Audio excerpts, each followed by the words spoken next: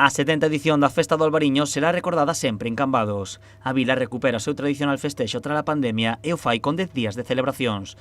As batucadas, os pasacalles e as actividades para nenos estarán presentes durante todos os días e por todas as zonas da vila.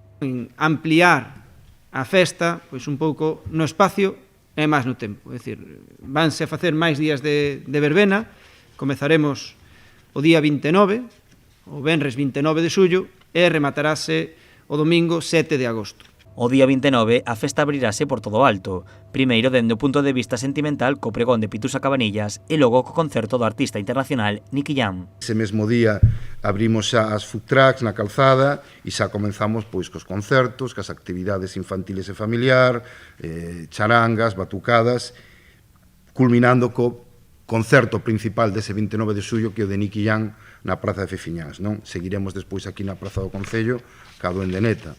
Os concertos, as verbenas e as actividades infantís continuarán durante a fin de semana e se dará un descanso aos concertos en Fefiñáns o luns.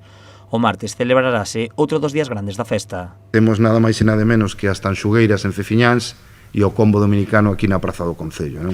Entón, sendo un martes, creo que vai ser un día tamén de moito visitante, moita afluencia de público, non? O mércores será outro día grande co concerto de entradas xa esgotadas de Morad e Beni Junior. Os concertos e a verbena continuarán o resto da semana, pero coa novidade este ano de que a segunda fin de semana as orquestras trasladaranse a San Tomé.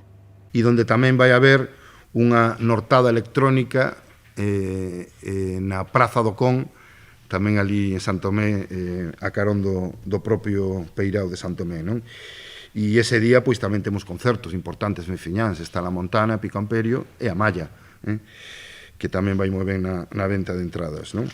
Sábado actuará Dorian e os concertos pecharanse o domingo co grupo M5. Ese día ademais terá lugar o xantar popular e a tirada de fogos de artificio. Unha gran festa do Albariño que tamén ten a súa parte negativa. Dende o Concello lamentan a falta de reforzo sanitario por parte da Consellería. Nos deixa un pouco desamparados, non? E vémonos na obriga de, dende o Concello, exercer unhas competencias que non son nosas en materia de sanidade e contratar, pois, ambulancias, contratar persoal sanitario, que creo que é un labor que non nos debería corresponder, pero, bueno, se non nos queda outra, temos que facelo, non? Si estará reforzada a seguridade coa colaboración da Garda Civil e da Policía Local de Vilagarcía e a limpeza, cun amplo equipo de profesionais e máis de 50 baños portátiles.